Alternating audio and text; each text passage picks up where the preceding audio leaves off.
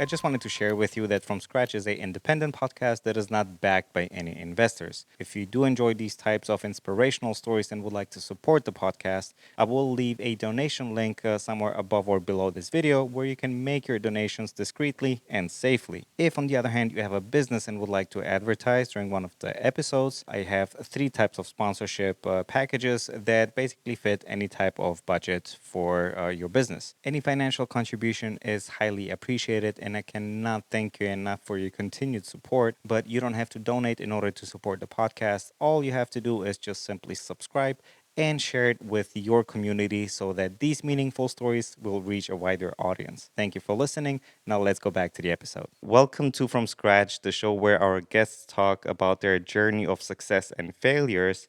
My name is Gjoko. I'll be your host. And today with me, I have Taylor here with me. And if these stories are something that you appreciate and you know that they inspire you, make sure that you hit the subscribe button down below and share them with somebody to inspire their day as well. Now, Taylor, welcome to the show. Thank you so much. It's a pleasure to have you. It's the first time we are meeting. Yes. Tell me a little bit about yourself. Okay, so I'm Taylor. I am a salon suite owner. I'm a men's hairstylist. It's called Tailor Made Chicago. And I've been operating as a men's hairstylist for about 13 years now. Oh, wow. Yeah. So you've got a good amount of time in the business. Yes, I certainly do. And in all different aspects too, from leadership behind the chair, and now small salon ownership. Let's start way back, way when Taylor was young and little. Tell Yeah. us about where you grew up, how you grew up, family, and all this stuff. Yeah, so I grew up in Salmonak, Illinois, very small town. I have two siblings and my parents. So being from such a small town, it's very difficult to like get out of your box. Everyone kind of has the same upbringing. So I played softball, soccer, volleyball, basketball, everything growing up. Wow. I felt like I was just really good under pressure. Even the days where I kind of was like losing my brain a little bit, that was just always like really comfortable for me. And then when I got into high school, I was a little bit of a burnout for a while there. And What do you mean, burnout? my dad would joke around that I dropped out of school without telling anyone. So I had the option we had a program called IVIC. So you could do any like trade school and like during high school. And I started hair school when I was a junior. That meant I only went to high school for like 3 hours during the day. Okay. I would leave, I worked during that period, and then I would go to hair school in the evenings and on the weekends. I wouldn't say dropping out of school. I would say you were doing extracurricular activities, Yeah. basically, right? Yes, I was, but I also just didn't get along with people from my high school. I felt like I didn't belong there. And I was like pretty accepting of that. My sister and I have always been best friends, so I still had her. I was like, yeah, I don't really need to be around these people in high school. Everyone's out at the parties and stuff like that. And it just wasn't my scene. Are you the younger sibling? I'm the middle sibling. Okay. Yeah. So, Okay. older brother and younger sister. We're all super close now, but my brother and I, it was definitely a rocky start. So once I started going to hair school, again, I was working almost like full time at Jimmy John's, was high school and then hair school on top of Wow. it. And I just felt like I operated really well at that point and just kind of having all these different pieces of me to like dive into. From the outside, it seems like you're spread thin all over, right? Yes. But there was definitely a bigger idea in your head. Yeah. Yeah. Elaborate on that. I probably kept myself busy enough that I stayed out of trouble. And I just didn't really spend too much time with a lot of different groups of people. So you basically had like a more conservative approach to living and having fun and stuff like that, I'm Yes. assuming, Yeah, right? I would say so. Yeah, I kept that circle a little tight. Not everyone needed to be in my Absolutely. business. No, Yeah. absolutely. And I couldn't agree more because I mean, I feel like we put ourselves out there and we become vulnerable. Yes. So that nobody wants to be vulnerable, right? No. And I I feel like I'm the same sometimes. Like I put out way too much than I should, right? And people take advantage of that. And it's like, okay, lesson learned. Although lesson not learned, obviously. You Yeah. do it again. Yep, we keep putting ourselves out there. What would a fun day look like back then? Probably getting off of work, picking up one of my girlfriends, and driving around for hours. Okay. Yeah, driving around on all the back roads between Just San. cruising. Yep, we were cruising all the time. Maybe find like a garage to hang out in one of our buddies' houses or a Really? park to go to.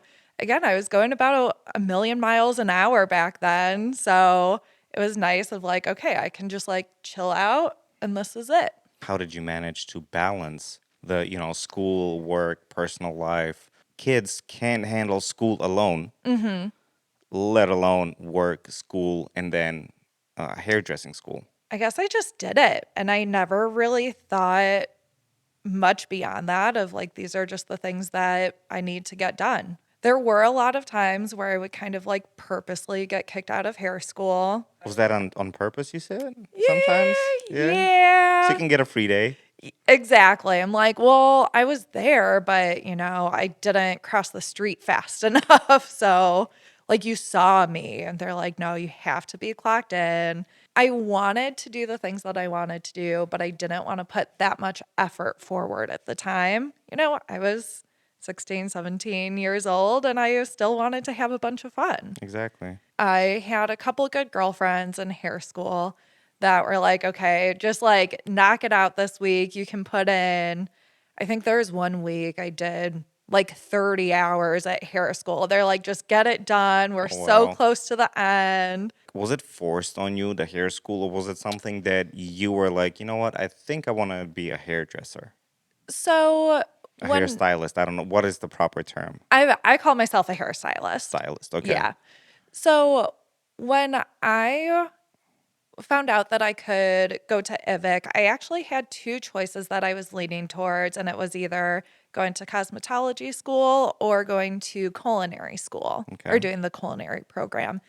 And I remember talking to my dad about it, and he's like, be careful if you do culinary school because you're going to be working like opposite hours as everyone else. I'm like, ooh, I don't know. True. That doesn't sound like fun. I'm not sure how I feel about that. But my first job in a salon, I was working until 9 o'clock at night. So I'm not getting home until 10 anyways. I'm like, wait, I thought that this is why I chose to go to hair school instead. Yep. But there's a lot of freedom that comes with it. I was learning a lot of like, I'm my own boss, whether I work for someone else or not. Like, I represent myself.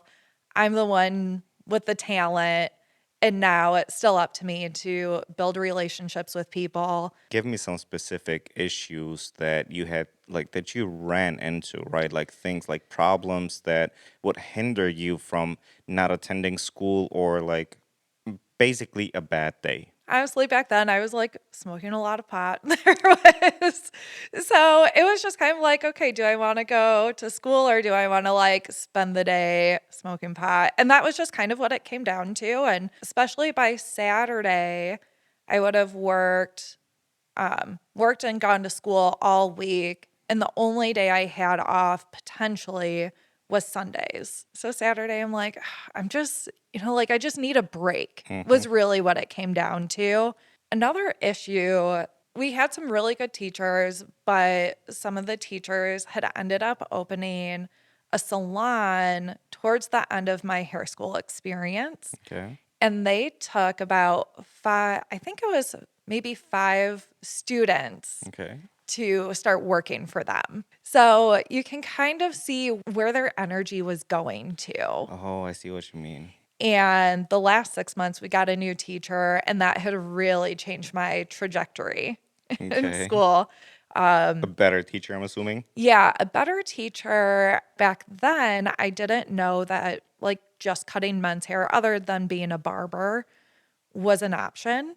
And she's like, no, like, salons, you can like go and just color hair or just cut hair. I didn't know that either. This was 2012, 2013. So a Okay. lot different than what our industry is now.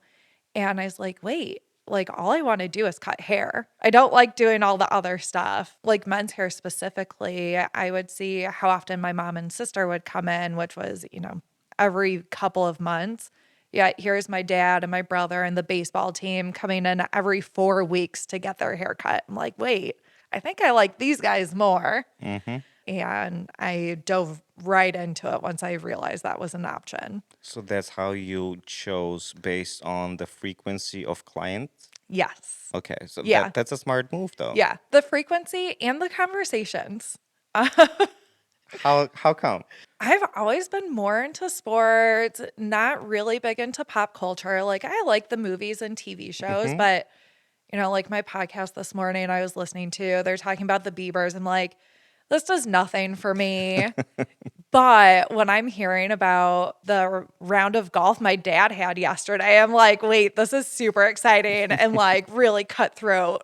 It makes more sense to me. Yeah. I like hearing more about like people's days. I think business centered conversations too with Mm-hmm. men. Mm-hmm. Not that women don't have those as well. Absolutely. But the men that I was seeing at the time, they were very driven, and I picked up on that. And that's who I want to surround myself with. Did you have any other dreams that you've thought that you felt like you were, leaving behind before jumping into onto this journey? No, there was, I think, I remember going with my mom to get her hair done. Gosh, we were probably like 7 years old, and it was this like really cool salon. And I thought the hairstylist was just like super cool. I'm sure she had like a pierced nose and colored hair. I'm like, whoa, like who's this girl? Like, why is she so cool? And how Nice. can I be that cool? Right. So that was just always a dream of mine. I Wow. loved going and hanging out in the salons. And yeah, it was always a passion. Well, and there are some days I feel selfish talking to How so? so talking to friends and family. I've had this passion for years, and I've been able to live my dream since I was, professionally since I was 20. And I've had friends and family that they have a job because it's a good paycheck and, you know, it helps them raise a family, but they don't get joy out of what they're doing and they dread going to work. And I get so excited at the people I meet and the conversations I'm having every day and the opportunities that it's been giving me. I'm always excited about it. And sometimes I feel bad because I love my career so much. People don't want to hear about my work, even though I'm so excited to share Mm-hmm. it with everyone. So finding new platforms to share it has been a good outlet for me. And this is exactly why I wanted to start this podcast. That makes so much sense. Because it's not just, I mean, from all the people that I've talked to so far, every single one enjoys, loves what they do. And it's that love for the trade, for the work, for the business, for whatever people do that I feel like is, needs to be shown. I mean, there is not one person on earth that is like, yeah, you know what? I just want to work at McDonald's. Like, Yeah. I mean, if that is the Yeah, dream, absolutely. for sure. Right? But if you're going at McDonald's but thinking, you know what, I could be cutting hair now. Like I could be taking photos. I could be a public speaker. I could be whatever. Yeah. Then, act. Cuz literally that's all it Yeah. takes. And which is by far the hardest step to do. True. True. Yeah. So what made you like push you over the edge, so to say, and be like, I'm all in? Going out on my own was completely different. I fought it for years. How come? It was my dad. He was Okay. always in the back of my head. So we had a conversation years ago, and he's like, not sure about me doing hair. He thought the only way to be successful, financially successful in this industry was to own your own business. Like, I refuse to believe that. And I didn't want I didn't want to subscribe to that. It was, Interesting. yeah, I'm like, Okay. no, I don't have to have the pressure of owning my own business and all the work that it takes to be successful. I wanted to travel for work and I was able to do that. Like, I don't have to work for myself and I can have my financial freedom and my time freedom, whatever it was. And then a few years later, I had moved up to Minnesota, and this was like around COVID time. Okay. I was working for someone else. I was in a leadership position. So we were meeting every week. I had been doing leadership positions for a while at that When point. you say leadership position with hairstylist, Yes. can you explain? Because I don't know. Is that something so you just sit and tell people what to do, or? I was kind of in charge of taking the visionaries' ideas and then putting a system to it. Okay. So I was helping creating those systems to run a smooth salon, to make sure that we were all on the same page, that we were approaching haircuts the same way so you could have the consistency no matter what Oh, I see. stylist you went to. Okay. And that would be from the technical aspects to, how a guest is treated. Even down to like the scalp massages, the Mm-hmm. way you put a towel on the face. I think I pay a lot of attention to those small details because I think that they matter. I started going through some pretty big health changes. So I was diagnosed with MS in early 2021. I was like, okay, I think I need to find something more stable. So I switched to a hair school because I thought, okay, I've got like an hourly paycheck. I'm no longer working for commission or worried about the clients that I have coming in. And it gave me some freedom to focus on my health for a period. Mm-hmm. Then I realized I'm like, I can't make more money here. Like I don't know how to get ahead by working here. And a salon had reached out to me Out of Chicago area here. so this was Minnesota Okay, still. so it's still Minnesota. Yeah, and they had reached out to me and they had told me one of their stylists was leaving, that they were all booth renters and they had a book of business that they needed to just kind of have someone take over. Now, when I hear that, clients are going to go where they want to go to. True. So, you giving me a book of business, it could mean 5 people, it could mean 50 or 100 True. people. Sat down with my boyfriend, and my dad at the time was like, hey, my rent to do this is going to be, I think it was $300 a week. Okay. And Is that how does it compare? Is it good, high, low? I would say like maybe a little above average, probably right about average. So it was $1,200 Okay. or sorry, yeah, Yeah. $1,200 a month. So pretty standard. Okay. And I was like, man, I know I'm going to have to pay these people money. I'm not sure. I've never built my business before, but I have built a clientele. So it was easy. And I was sharing a space with people. So it's like, okay, I'll work at the hair school still, Okay. and then I'll work here part time until I feel comfortable switching. The first week that I worked there, I was able to pay my rent immediately. Really, that is awesome. Yes. So I wasn't paying myself necessarily, but my rent was being paid. So I'm like, Covering okay, bills, right? yeah. I'm like, this is a week. It built so fast. That was very abnormal for our industry. Again, like I was handed a unicorn. Okay. But there were also a few things that I did on top of it. I mean, one, I spent, close to a decade at that point, really refining my skills, refining my presence on social media, which still had a long way to go, but I had some background in Mm-hmm. it. And I started listening to podcasts back then and audiobooks. So the first two I listened to were Rich Dad, Poor Dad Obviously. and Profit First. Okay. So it was just a really good insight of like, okay, now I'm no longer in this hairstylist mindset. Now I need to be a business first mindset. So it helped me, wrap my head around like, how do I take care of my finances? How do I organize these? If anyone knows hairdressers, that we are like the most analytical people. I think that myself, I'm pretty analytic, but like we're just not built that way. We're built to Mm-hmm. work with our hands Mm-hmm. and see different ways around things. And so having something that is like precise and you focus on all the time, that's hard work and Yeah. it's not a natural trait. No. And it's hard to attain too. Like it's Yeah, because you need the discipline. exactly. And I mean, who wants discipline? Right. Now I've learned I do. I want all the discipline. It's not, I feel like it's more of a need than a want. I actually think that I wanted it. Really? Like at Okay. the time, I did need it, but then I learned that I like crave that routine Interesting. and the schedule, and I really thrive off of it because it gives me so much more freedom in Interesting. every other aspect of my life. That is so interesting. Yeah, I ran that business in Minnesota again. I was in like a shared space, so it looked like a full salon.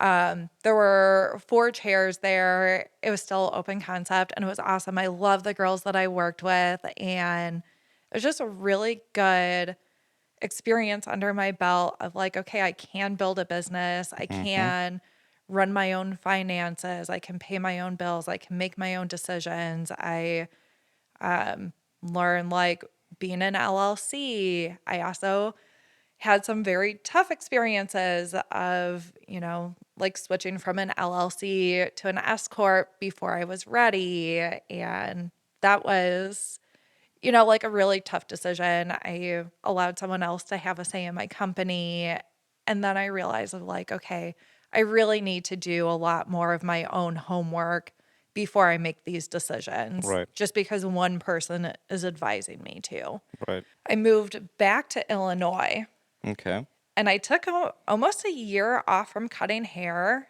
and that was just a whole other disaster. So, moving all the paperwork from Minnesota to Illinois, I had to move my cosmetology license, which took 8 months of just playing this Why? waiting game. I think I checked one box wrong on my application. And when I Oh my called God. every week for 8 months, they couldn't tell me what happened. So finally, it went through. And at that point, I had made a decision like, I'm just going to get a summer job. I never had a summer job, and it was so much fun. What did you do? I worked at a golf course. Okay. Yeah, and I've continued working there. Okay. And I find a lot of joy out of it and being in the sun and having, again, just kind of that like Mm-hmm. mindless freedom Mm-hmm. that I can just go out and enjoy myself. Mm-hmm. What did you do there? So I work on a beverage cart. Okay. Yeah. Interesting. Nice. Yeah. So I get to spend, like a day off. Right. Right. I still get paid. I'm out in the sun all day. Absolutely. Sometimes if it's slow, I'll like find a tree to sit under. I enjoy the coworkers there. Yeah. And again, it's just like a step back and a change of pace. So I don't feel it like it's another day of work. Right. Yeah. It never feels like I'm burdened by going Mm-hmm. there. Then I had to wait to transfer my LLC, or like my business Mm-hmm. to Illinois. And finally, at the beginning of the year, everything changed. And in the meantime, I wasn't sure if I was going to go to a salon and be an employee again, go back into those leadership roles, or if I was going to go back to working for myself. I Okay. I'd never cut hair in this area, and I knew I wasn't gonna find a unicorn like I did before. Okay. So I live out in Sandwich. It's about a 40-minute commute to Plainfield right now. Wow. That's substantial. Yes. But there were some big factors that I was looking at was what kind of clientele do I want to work with? Mm-hmm. So out by Sandwich, I feel like it's a little bit more blue collar where I would be working more evenings and weekends. Okay. Where if I was okay with commuting, I can work with people that work from home, work for themselves. I'm able to do more daytime hours. So Okay. I've actually, with the commute, I'm able to be done at the salon by 6 o'clock and I don't have to work weekends. Mm-hmm. Those were some pretty big choices that I had to make.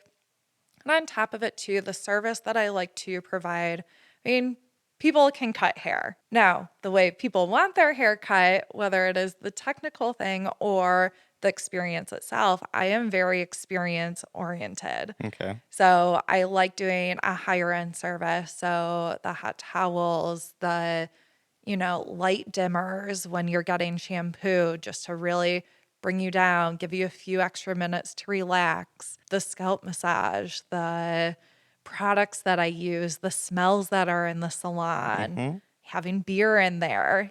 Those are Right. all things That is that, sounds very cool, actually. yeah. And I believe that it should be an experience. Mm-hmm.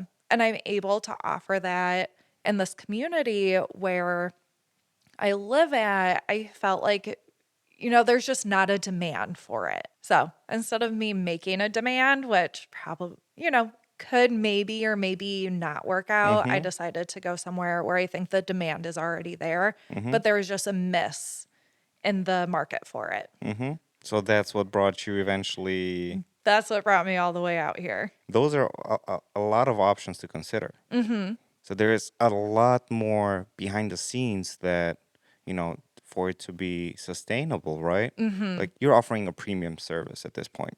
You're Yeah. not just cutting hair, you're not styling hair, it's a premium service. Yeah. So that is kudos. I mean, that's good job.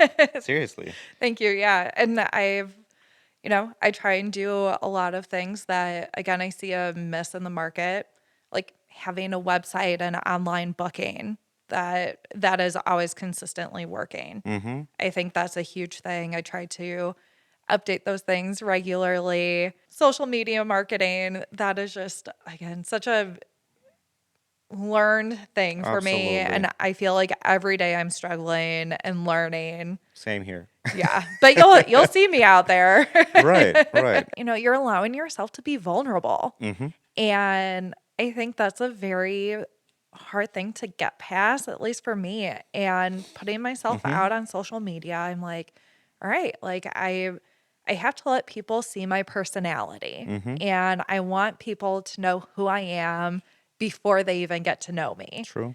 And it is a very hard thing of like, okay, I am going to be vulnerable for however large or small the masses are. And let's be True. honest, like they're pretty small right now, but it's out there. I'm creating a digital footprint Mm-hmm. and doing all the things. And it's a very hard thing to allow myself to, I don't know, like, how do I want people to view me? Interesting. Yeah. And that's been one of the hardest things for me, and being back in an area that I grew up in. I did not want to be vulnerable around the people that I grew up with or people I knew from high school. And I decided like I can't let that get in my way. Mm-hmm. And I've started sharing that more, and I'm actually reconnecting with those people from high school, That is cool. and I love it. They're awesome people, and I'm so happy that I now get to like actually share who I am with them. Right. Yeah. It feels like you've grown, right? Yeah. It does give you that growth feeling. The struggles and everything, the bad days, the Mhm. low tides. Yeah. What kept you going during those moments? So after I got diagnosed with MS, it had definitely shifted my perspective on a lot of things. I'm able to do these things with my body. And um getting diagnosed with an autoimmune disease, like it was a very scary time. I had some like feeling issues. I'm like, I'm not sure if these will ever go away. For years, like the only thing I knew about MS was, your body starts to just kind of like attack itself. A lot of mobility loss, fine motor skills, the brain fog that comes along with it is insane. And that had really motivated me of like, as long as I can still do this and share my passion with other people and I'm physically able to, I'm going to enjoy it every day. How did your family take the diagnosis? Oh my gosh, they are just like such a strong pillar in my life. My family was coming up to Minnesota to help take care of things. They had me come down here for a few weeks so I could just take a break, look into like some alternative medicine. And they have like always had my back with it. And since I've been back in the area, I spend every day with my family in some form of it, whether it's my parents, my sister, my brother, nieces, nephew, all of them are involved. We know what affects my body. And they're all like a little cognizant of it. Or if I'm tired, they're really good about giving me my grace. And I think there was a period right when I was starting my business here that I was just like 7 days a week, nonstop. And my sister, she's like, hey, you need some help. What can we do for you? They like did my laundry for Wow, me, that's amazing. went grocery shopping for me, just kind of like helped line that load because I couldn't do it all. And I was killing myself trying to. Family is definitely a strong support pillar in Yeah. our lives. Yeah. And knowing that you have the support of your family, I feel like that's the only fuel you need. Absolutely. And I have some great friends in my life too, and it's awesome. They're also building their own businesses right now. It's tough because we don't get to see each other as often as we typically would. And then when we do finally catch up, I mean, again, not only on like a personal level are we catching up, but we're like, oh, so what about this with your business? Did you think about it this way? And so we're constantly bouncing ideas off But of each that's other. good. Like that's you need those type of people. Yes. Like that's what keeps the brain running. Yes. And I love it. And again, I'm fueled every day by it. Changing sceneries from one city to another within the same state Yes. is frustrating and stressful, let alone different states, right? Yeah. Knowing that you've overcome all of these obstacles, what does this moment right now mean to you? Feel like I have allowed myself to just put myself out to the world and allow bigger things to come my way. And I Mm-hmm. never would have expected to be on a podcast or, you know, sit down and get to have these Right. conversations with people. And I'm just finding a lot more dreams that I never thought that I would have are coming my way. So now you have your own salon, your own boss. Is this what you had imagined success would feel like or would look like? Yes and no. Definitely, again, like some of the freedom that I'm getting, um, and still being inspired by my clients every day. But I didn't think that I would still want so much more. And this is just like a small stepping stone to what's going to come. The last year has really just taken a step back from being in the ownership and being the talent has really just let me see a lot more misses in the market and the bigger things that I could do with my business and how I could impact people. Okay. So I know that there's going to be a lot more to come and it's going to be a lot bigger.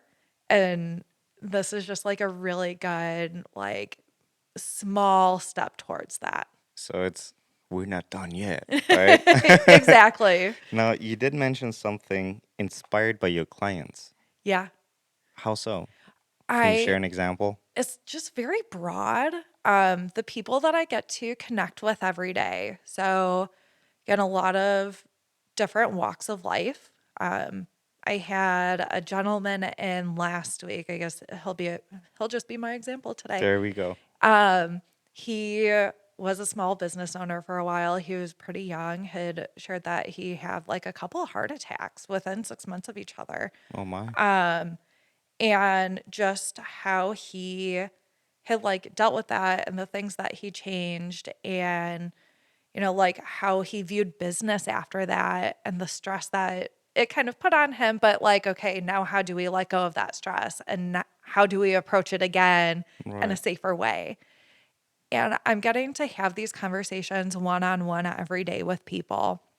And sometimes they're a little bit more dramatic. Some are like super casual, but I love that I can learn from other people and see a different viewpoint.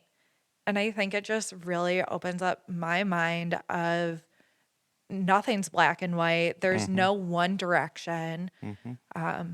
My like driving value of this year is being flexible and learning from these people. I think it allows me to become more flexible with myself and like, what I thought success was going to look like. It doesn't look like that right now.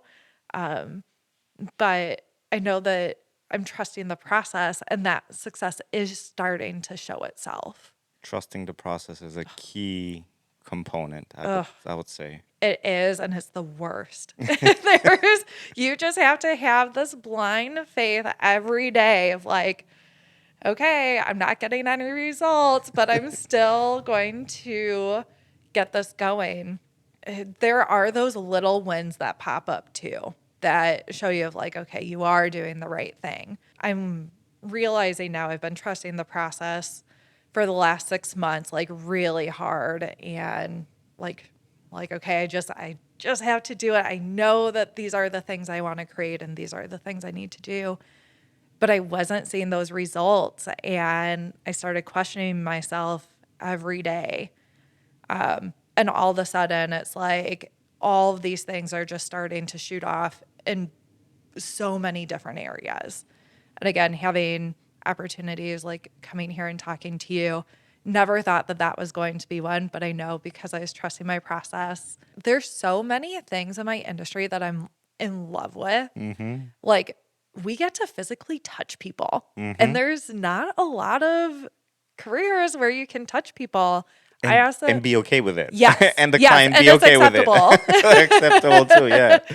So I am a big like hands on the shoulders, and it just like you can see people Mm-hmm. physically Yes. relax. I record all of my haircuts so I can just like take still shots. One of my favorite things is every time after I take the cape off, you can just see the Yeah, the shoulder drop. yes, and I probably have like 15 people where you can see it. I bet. I love that this is what I'm doing for people. Mm-hmm. I mean, I'm making people look better all day. I'm making the Absolutely. world a more beautiful place. I know, right? One person at a time. That should be Exactly. a slogan. It should be, but I Do you have don't a slogan? know. I No? don't know how the boys would feel about it though. You're pretty much your own boss. You're working on your own schedule, and you have future aspirations for the business as well. Yes. Mind sharing some of those with us? Yeah. With me? Yeah, absolutely. I love educating. So down the road, I would love to have my own standalone salon. So I'm just a salon suite right now where it's just me.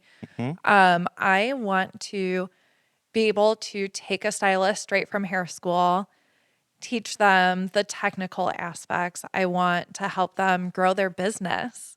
So I could take them from a, W-9 employee to have them, if they wanted to be more on their own, let them be a 1099 booth renter. So they're really dictating a lot more of their own schedule, their own clientels. I would love to like franchise that one day where, again, you can go from hair school to stylist to small business and now having your own business. Interesting. So that is like big, big dream for me. But I think that I have a lot to share with our industry and I would like to expand that. And I want to help people grow and have their own businesses.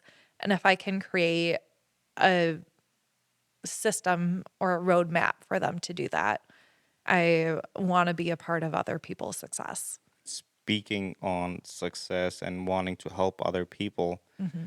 what would you recommend to somebody that is, like a high schooler? Like, take yourself, like Yeah. back in the day, or, when you see a person like that now, what would you recommend to them? Like, definitely practice. And like practice is key. A lot of that is asking the people you know Mm-hmm. to come in, get your hair cut, get their hair colored, cut your sister's bangs way too short.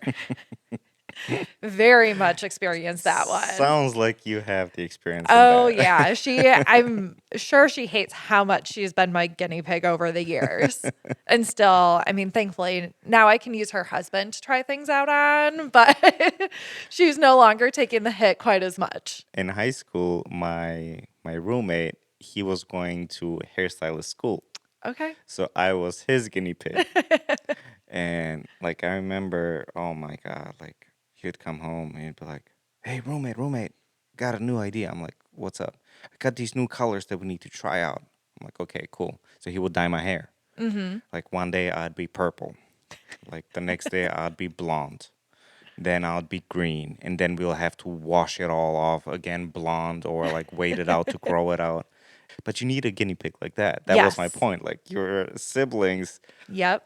they may have hated it at the beginning, Yeah. but I think one day they'll be like, "Oh man, I wish we could go back to those days." Yep. Oh, for sure. And thankfully we've got pictures of all of them. I think I Nice. gifted them a few years ago puzzles of like my brother in a garbage bag Oh and me my cutting God. his hair in the middle of the kitchen. Like, You should hang that up in your salon. I should. Seriously. It was so messy. And I think he was like shorts underneath too. I'm like, what is happening in this?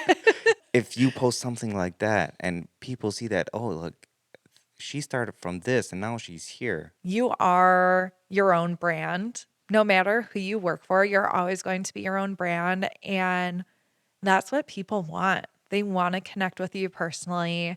Hmm. And if you can make them know you before they ever know you, it's that much easier. Is there one common lesson that you took away from everything? And I just think every day I'm evolving and I'm a little bit better every day. I think like the big things for me is being my most authentic self and needing a reminder to be my authentic self. And it doesn't matter what other people are doing, I'm going to find success in my own way. I can use some people as examples, but that's not going to be my roadmap. Hmm. And I just have to continue to do what's true for me. I love it when people don't think that I can do something because I am very spiteful. And I was like, I will be doing I this. bet you I will. Oh, yeah. I had my first salon that I worked at, I had an educator and I again was very, very bad at cutting hair. And she's like, "Yeah, I'm gonna let you like work here, but I don't want to see you in my salon again." I'm like, "Oh my God." 3 years later, I ended up working for the same company as her, Oh, wow. product company as an educator. And so Wow. we were on, On the same level at that point. yes. And I mean, she had been doing it for a lot longer and she's awesome. I love her, but that was so I like almost became an educator in spite of her. That is so cool. Like even right now, I had like given someone a proposal. Again, I still think as a great business idea. Um, and I wasn't necessarily told no, but I was ignored. And that just makes me want it so much more. And I know it's going to happen. It's just a matter of like, if you want to be a part of that, but just know like it's happening with or without you. The ship will sail. Yes. You are able to see things in retrospect and be like, it's been a long, rough road, but Yeah. we made it. Yeah. And Well, we still have yes. a Well, long road ahead. and patience is also a virtue. And it's so true of Hmm. like, it's not an overnight success No, it's not. as much as you could tell yourself. And I think that's why it took me so long to pull that trigger Hmm. is because I know the work that I have to put in. But in my mind, I'm still like, oh, I'm going to start this. And like, it's just going to like happen right Right. away. And then when I'm not meeting, those, I want to say like deadlines or the expectations that I set for myself, it's tough, but I, again, just have to allow myself some of that grace of I'm learning all of Mm-hmm. this in this capacity for the first time. And what I'm doing today is completely different than what the world was 3 years ago. Consumers want different things. Absolutely. The more that I'm growing every day and just accepting that, like, this is a different reality than what it was before, I think is going to allow me to, again, grow bigger, faster, stronger every time. Where can people find you? Yeah. So on social media, on Instagram and Facebook, it's Tailor Made Chicago. If anyone does want to come in for a haircut, it's tmcmensgrooming.com.